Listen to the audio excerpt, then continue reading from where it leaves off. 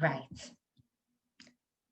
I'm keeping an eye on the signs. Hopefully everything will work. If it doesn't work this time, what I'm doing is recording the session, and it looks like it's maybe just flipped off again. So I'll record the session and I will just put it up as a video anyway. So obviously lockdown number 3 was announced yesterday, and has thrown many people into a bit of a tailspin. For those of us working in health, it was not completely unexpected at all. For those of us who are working in the hospital environment a lot of the time, which I do when I'm not in my aesthetics world, it was no surprise at all. Things are fairly serious, and a lockdown seems to be the right thing to do. However, that can affect us all in so many different ways, can't it? And managing the isolation, managing the stresses and strains of homeschooling, of non-essential shops being shut, of not being able to maybe get into clinics for follow-up appointments and things like that, it can really take its toll. So what I thought I would do this evening is just come on and share some really simple tools with you for surviving the next few weeks. We can get way more complicated than this, but at a time when people can be feeling quite overwhelmed and almost a little bit sort of rabbits in the headlights of not knowing quite what to do, I think it's really important that we take things right back to basics and concentrate on the simple stuff. Now, for those of you who are in our body positive reflections programs, for those ladies that we've got on our hormone balancing programs, you are all very well aware that we do a lot of mindset work within those programs. But for our patients who are purely aesthetics, or have maybe been watching from the sidelines for a while and aren't really our patients, are just interested to see what we do, you might not be aware that we do this. And we do a lot of quite detailed mindset work with our patients who are maybe looking to optimize the nutritional management, be more body positive, create more maybe a body that they're more happy and comfortable in, or managing their hormones, particularly our ladies of a certain age.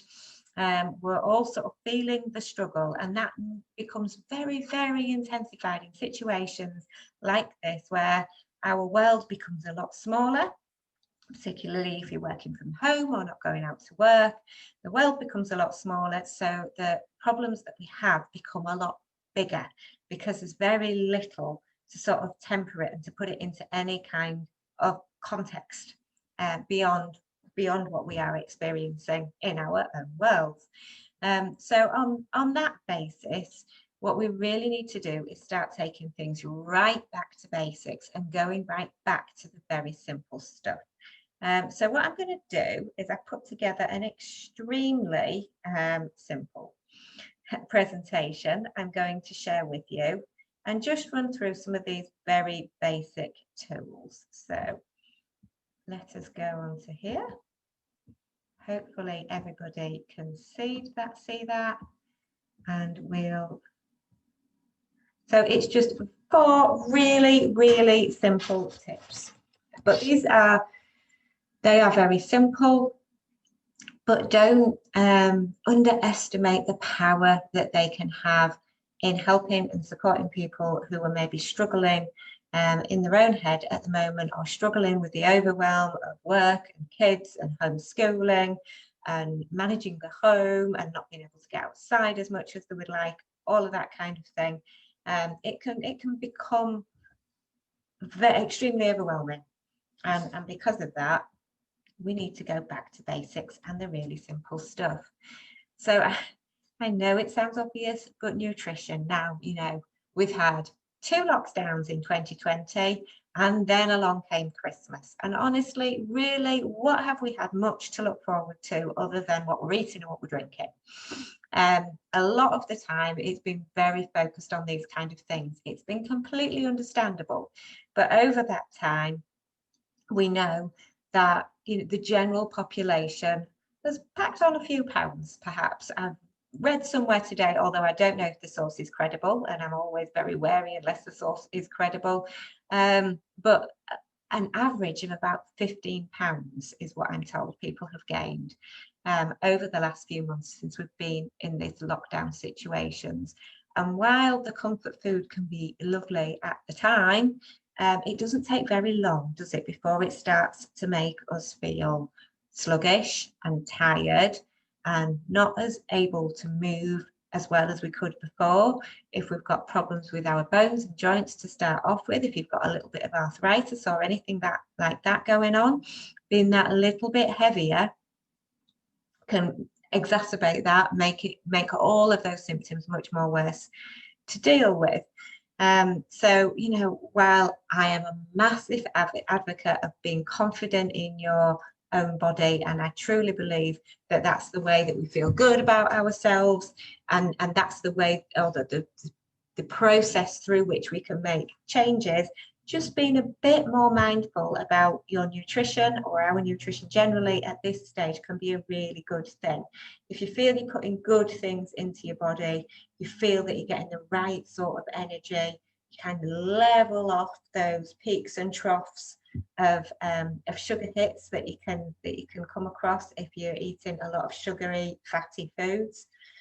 One of the things that I do advocate is, maybe if you are trying to lose just a little bit of weight, reducing the amount of simple carbohydrates that you're eating. So things like pasta, rice, potatoes, and bread.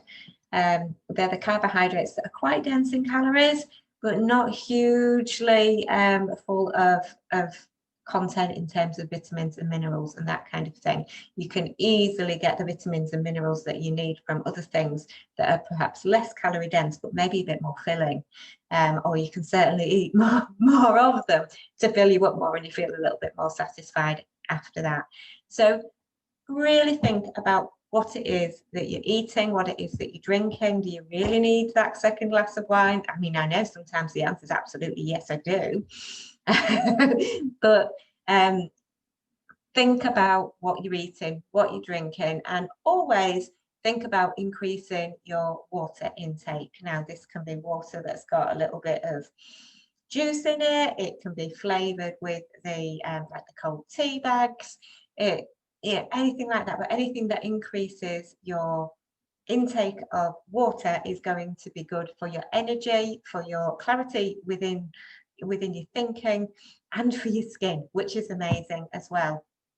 I take supplements of vitamins and iron each day, and over the last couple of years, what I've been doing is buying the dissolvable versions of that and dissolving each one in a pint glass. And the reason for that is purely because then I know that I'm drinking more water. It's a way of getting more water into me. I need these supplements. So if I have the dissolvable ones, make sure that I'm having those 2 extra pints of water a day. It just helps me to know I'm well hydrated. It reduces headaches, it increases energy, and it makes your skin look far, far better as well. So nutrition, really important, basic tool.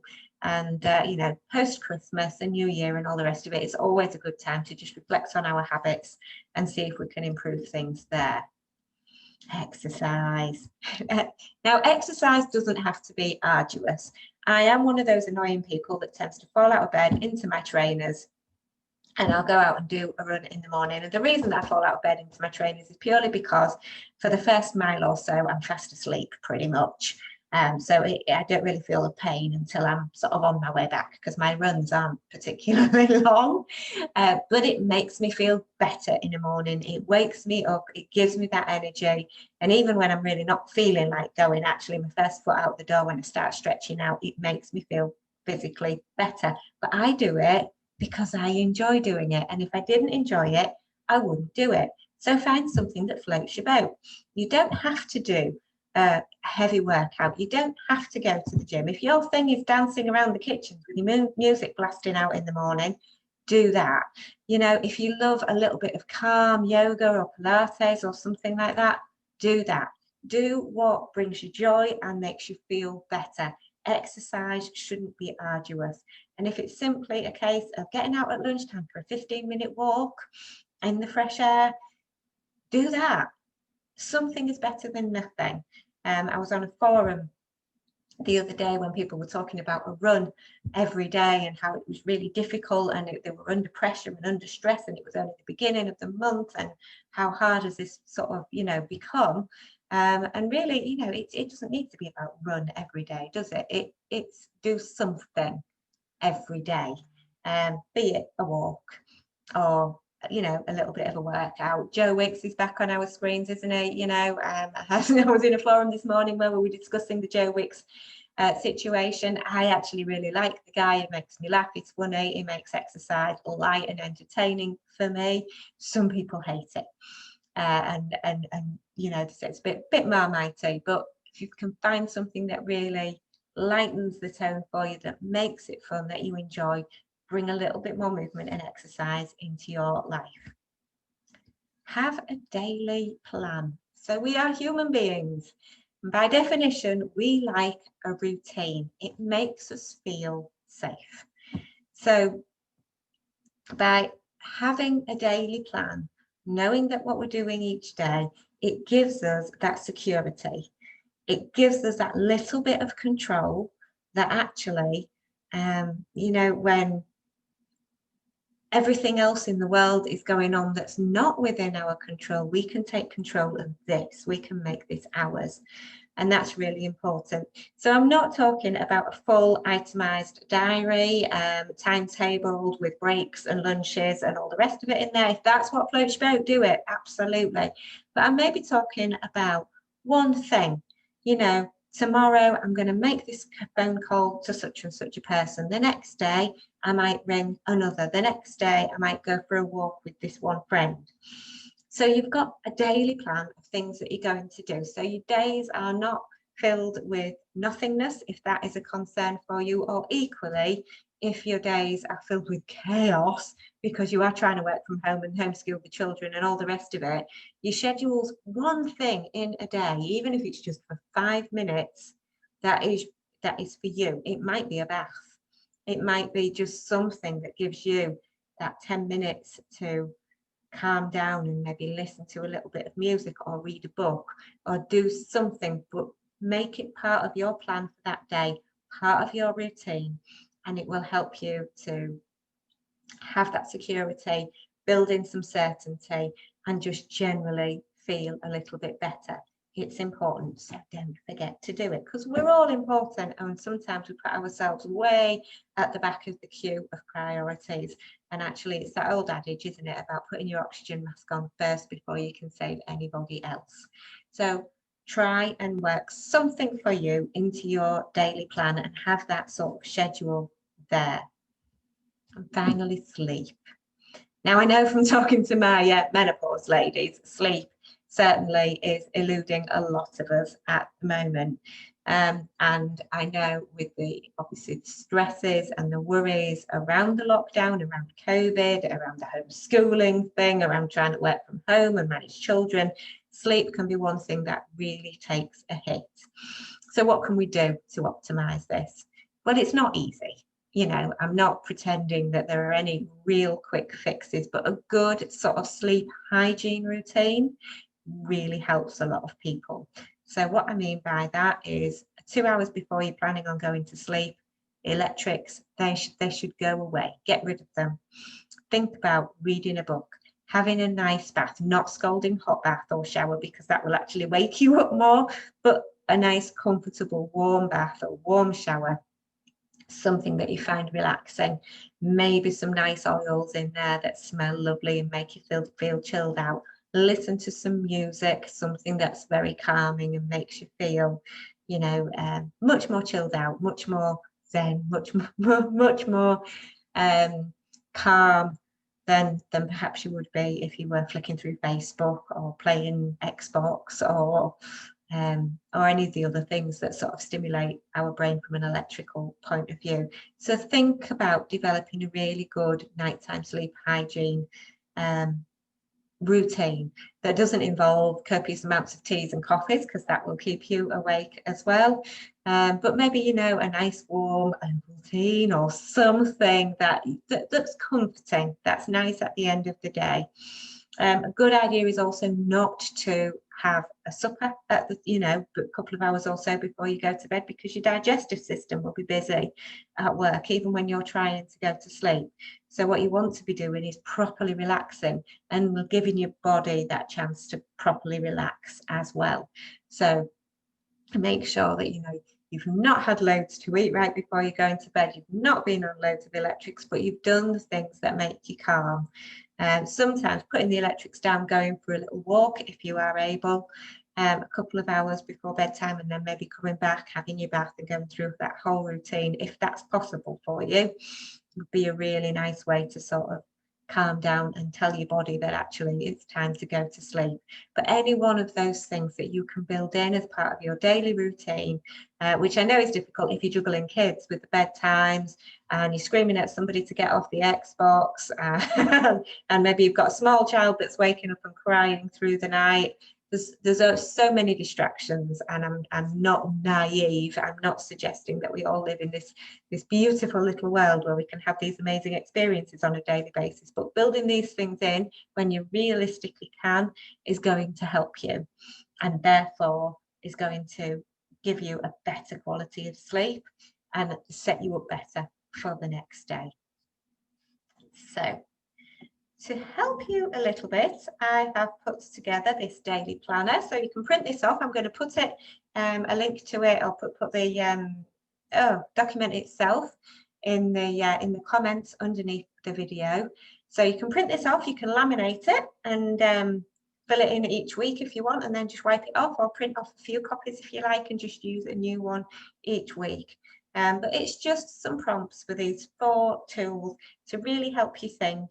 What are you doing? There's a planner there for food. So if food is actually a stress for you and you end up not planning your food and then just eating anything that you can find in the cupboards, what can be really useful is to actually plan out what you're going to eat for each meal time, and then maybe plan out your little bit of exercise for each day, your little bit of routine in your daily plan, maybe who you're going to call, maybe who you're going to, go for a distance walk with, or whatever we're allowed to do at that time, and then write in your own pre-sleep routine and what you are aiming for. Even if you can't achieve it, the fact that you've set your intention and you are aiming for it might be that you can look at it on a night and think, oh gosh, that ship sailed, there's no way I'm getting out for a walk, I haven't got time for a bath, but actually I could lay down and listen to some music for 5 minutes, or I could read my book for half an hour, and just pick out the things that work for you.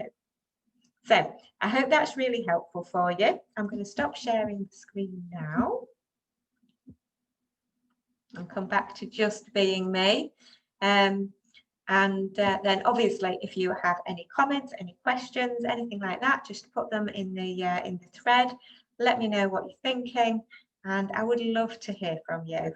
Apologies again that we couldn't put this live, but hopefully we are able to put it recorded and that will work for me. So take care, everybody.